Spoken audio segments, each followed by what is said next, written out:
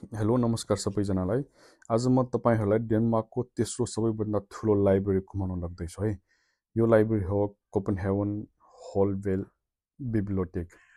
यो भनेको चाहिँ डेनमार्कको चाहिँ कोपेनहेगनको सेन्ट्रल लाइब्रेरी। अब यो चाहिँ ओपनिङ टाइम भयो होइन। त्यसै गरेर चाहिँ यहाँ चाहिँ यो डेस्कटपमा चाहिँ देखाएको छ कि तपाईँले बुक कसरी बोरो गर्न सकिन्छ भनेर चाहिँ यो दिएको छ, लोन भनेको बोरो है। अब त्यसै गरेर चाहिँ यहाँ तपाईँले हेर्न सक्नुहुन्छ होइन, लोन कसरी गर्ने। त्यसै गरेर चाहिँ हेल्प चाहियो भने चाहिँ तपाईँले यो नम्बरमा डायल गरेर हेल्प लिन सक्नुहुन्छ। अब यो चाहिँ अघिको इन्ट्री भइसकेपछि यो चाहिँ 0 फ्लोर भयो होइन। यहाँ चाहिँ 0देखि 4th फ्लोरसम्म छ भनेपछि 5 फ्लोरसम्म भयो। 0 1 2 3 4 होइन। अब यो चाहिँ 0 फ्लोर। 0 फ्लोरमा पनि तपाईँले इन्ट्री हुने बित्तिकै तपाईँले पढ्नको लागि चाहिँ टेबलहरू राखेको छ। यो भित्र चाहिँ तपाईँले के गर्न सक्नुहुन्छ भने बच्चाहरू ल्याएको छ भने बच्चाहरूको फोनहरू, आफ्नो सामानहरू राख्नको लागि चाहिँ यहाँ चाहिँ तपाईँले राख्न सक्नुहुन्छ। बसेर गफ पनि गर्न सकिन्छ। अब यो चाहिँ 0 फ्लोर छ। यताभित्र चाहिँ तपाईँले रेस्टुरेन्ट पाउन सक्नुहुन्छ कफीको लागि होइन, अब बेकरीहरूको लागि। अब त्यस्तै गरेर चाहिँ अब हामी फर्स्ट फ्लोरमा जाँदैछौँ है।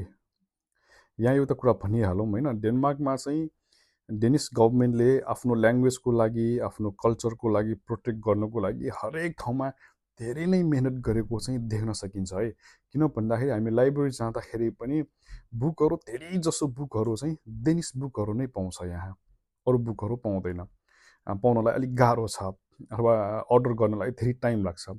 तर यो लाइब्रेरीमा चाहिँ डिफ्रेन्ट काइन्ड अफ इङ्ग्लिस बुकहरू अथवा चाहिँ अरू देशको बुकहरू पनि यो लाइब्रेरीमा चाहिँ पाउन सकिन्छ। जस्तो अब हामी हेर्दै जाउँ होइन, अनि चाहिँ कुन टाइपको बुकहरू पाउँछ भन्ने कुरा पनि हामी यहाँ देखाउँछौँ। यो आउँछ यसमा चाहिँ होइन। जस्तो फिक्सन बुकहरू होइन, इङ्ग्लिस फिक्सन बुकहरू मजाले पाउँछ। काल्पनिक जस्तो काल्पनिक अथवा कथा टाइपको बुकहरू तपाईँले यहाँ हेर्न सक्नुहुन्छ।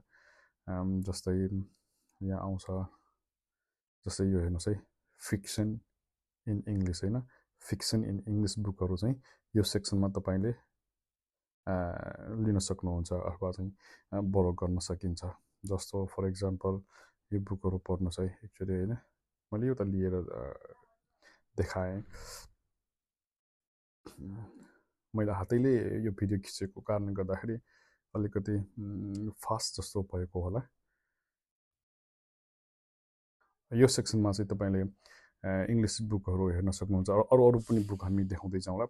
तर जस्तो हामी कहाँबाट आयौँ अथवा चाहिँ कहाँ कहाँ बस्यौँ जिन्दगीमा, त्योसँग चाहिँ हुने या नहुने थाहा छैन, तर कम्पेयर गर्न चाहिँ पुगिँदो रहेछ होइन। जस्तो यो नर्डिस्क बुक हो, नर्स्क भनेको चाहिँ नर्वेको अथवा नर्डिस्क बुकहरू अथवा डच बुकहरू पनि यहाँ पाउँछ होइन। यहाँ तपाईँले पाउनुहुन्छ। यो चाहिँ फर्स्ट फ्लोर है। अब कहिलेकाहीँ चाहिँ यहाँ यसरी बुकहरू राखेको हुन्छ, त्यो बुकहरू चाहिँ तपाईँले किन्न पनि पाउनुहुन्छ है। लाइब्रेरीमा यहाँ बुकहरू पनि सेल गरेको हुन्छ कहिलेकाहीँ चाहिँ, त्यो पनि प्राइस इन्डिकेट गरिएको हुन्छ र तपाईँले मोबाइल पे गरेर किन्न सक्नुहुन्छ। यो चाहिँ साधारणतः 0 फ्लोरमा राखेको हुन्छ, तर हामी चाहिँ अहिले फर्स्ट फ्लोरमा छौँ है।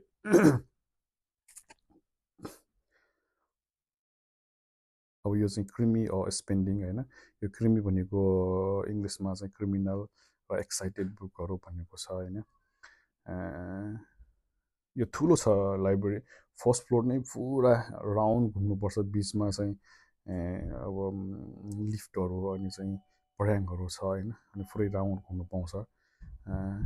अब हिस्टोरिकल फिक्सन इन इङ्ग्लिस भनेको छ। यो सेक्सनमा चाहिँ हिस्टोरिकल फिक्सन बुकहरू, त्यो पनि इङ्ग्लिसमा पढ्न चाहनुहुन्छ भने त्यहाँ लिन सक्नुहुन्छ। र यो अहिले हामीले 0 ग्राउन्डमा जुन आएको थियौँ, त्यो कम्प्युटर देखाएको थियो, त्यसैमा पनि कुन टाइपको बुकहरू कहाँ छ भनेर त्यहाँ पनि मेन्सन गरिएको चाहिँ छ है। त्यो पनि तपाईँले सिक्न चाहनुहुन्छ भने त्यहाँ बसेको मान्छेसँग चाहिँ मजाले सिक्न सक्नुहुन्छ। अब यो रोमान्स इन इङ्ग्लिस होइन, त्यसै गरेर चाहिँ यङ एडल्ट बुकहरू तपाईँले यो सेक्सनमा हेर्न सक्नुहुन्छ।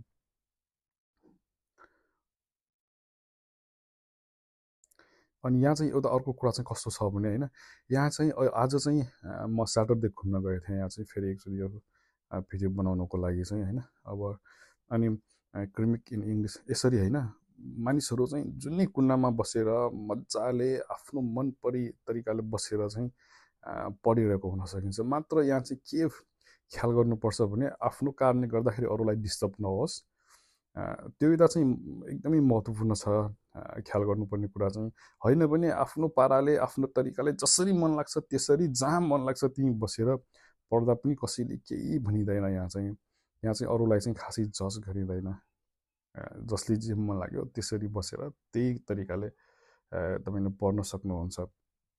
तर अघि नै भनिसकेँ मैले, यहाँ बस्दाखेरि तपाईँको कारणले गर्दाखेरि या मेरो कारणले गर्दाखेरि अरूलाई चाहिँ डिस्टर्ब नहोस्, अरूलाई चाहिँ असर नहोस् भन्ने कुरालाई चाहिँ अलिक ख्याल गर्नुपर्छ होइन। अब यो चाहिँ हामी अब सेकेन्ड फ्लोर जाँदैछौँ है।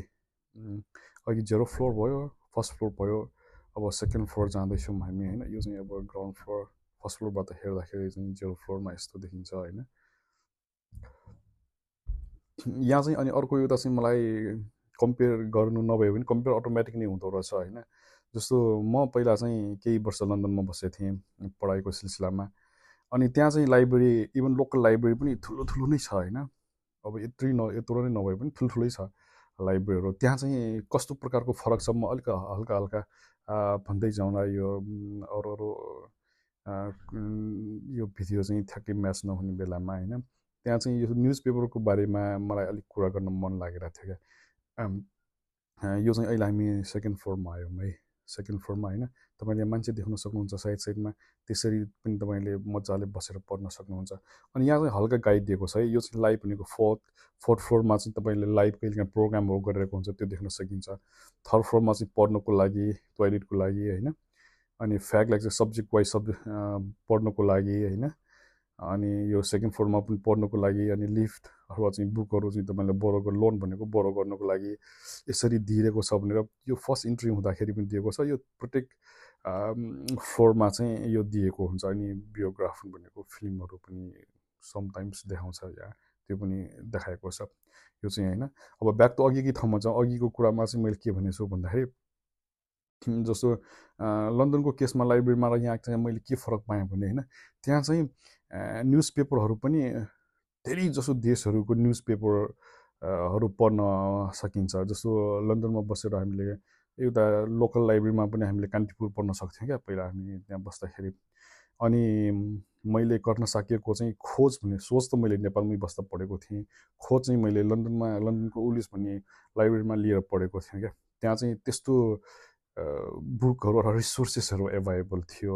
अब इन्डियनहरू त थुप्रै बुकहरू, इन्डियन बुकहरू पाउँछ। यहाँ चाहिँ त्यो बुकहरू पाउन चाहिँ तपाईँलाई धेरै गाह्रो हुन्छ। नेपाली बुक पाउन त पोसिबल छ जस्तो लागेन यहाँ। अनि इन्डियन बुकहरू पनि गाह्रो छ पाउनलाई होइन। यहाँ चाहिँ इङ्ग्लिसै बुक पाउन पनि लोकल लाइब्रेरीहरूमा चाहिँ अलिक गाह्रो छ। तर यहाँ चाहिँ अलिक बढी पाउँछ, अघि नै भनिसकेँ। अटोमेटिक नै कम्पेयर चाहिँ हुने रहेछ। अब यहाँ न्युज पेपरहरू यो लोकल लाइब्रेरीमा जाँदाखेरि डेनिसी बाहेक अरू पाउँदैन, पाउन गाह्रो छ, धेरै गाह्रो छ। यहीँ पनि यो एकदम ठुलो लाइब्रेरी हो यहाँको होइन। तेस्रो डेनमार्कको ठुलो लाइब्रेरीमा काउन्ट गरिएको छ यसलाई। यहाँ पनि तपाईँले अरू न्युज पेपरहरू, डेनिस बाहेक अरू न्युज पेपरहरू यहाँ पनि पाउँदैन। जस्तो यसमा हेर्नुहोस् है, यो साइडमा जुन मैले भर्खरै यसरी देखाएँ, यो साइडमा यसरी प्रत्येक फ्लोरमा चाहिँ पढ्नको लागि चियरहरू अथवा पेपरहरू राख्नुको लागि, कपी राख्नुको लागि, किताब पढ्नुको लागि, कपी लेख्नुको लागि चाहिँ साइडमा मिलाएर राखेको छ। अब यो ठाउँ चाहिँ तपाईँले लाइभ आफ्नो ल्यापटप लगेर त्यहाँ राखेर बसेर पढ्नुको लागि, या आफ्नो त्यहाँ पनि डेस्कटप राखेको हुन्छ त्यो चाहिँ चलाउनुको लागि चाहिँ यो राखेको छ। यो न्युज पेपर हो, यति सानो छैन, यति ठुलो लाइब्रेरीमा यति मात्र न्युज पेपर छ क्या। भेराइटी अफ न्युज पेपर छैन यहाँ चाहिँ। त्यो पनि धेरै जसो डेनिसमा नै छ यो न्युज पेपरहरू। तपाईँले लन्डनसँग कम्पेयर गर्यो भने लन्डनमा यति टाइपको न्युज पेपरहरू त्यहाँ पढ्न पाउँछ कि संसारकै न्युज पेपरहरू त्यहाँ छ क्या। त्यो एउटा चाहिँ एकदमै फरक, त्यहाँको चाहिँ डाइभर्सिटी चाहिँ लन्डनको धेरै नै ठुलो छ जस्तो लाग्यो यहाँको कम्पेयरमा चाहिँ। हुन त यो डेनमार्क सानो देश हो, यहाँ चाहिँ अघि नै भनिसकेँ यहाँको कल्चर, यहाँको ल्याङ्ग्वेजलाई प्रोटेक्ट गर्नुको लागि गभर्मेन्टले धेरै ठुलो भूमिका खेलेको छ। अब हामी यहाँ यो फोर्थ फ्लोरमा जाँदैछौँ है। यो फोर्थ फ्लोरमा यहाँ लाइभ हुन्छ, कहिलेकाहीँ प्रोग्राम हुन्छ होइन।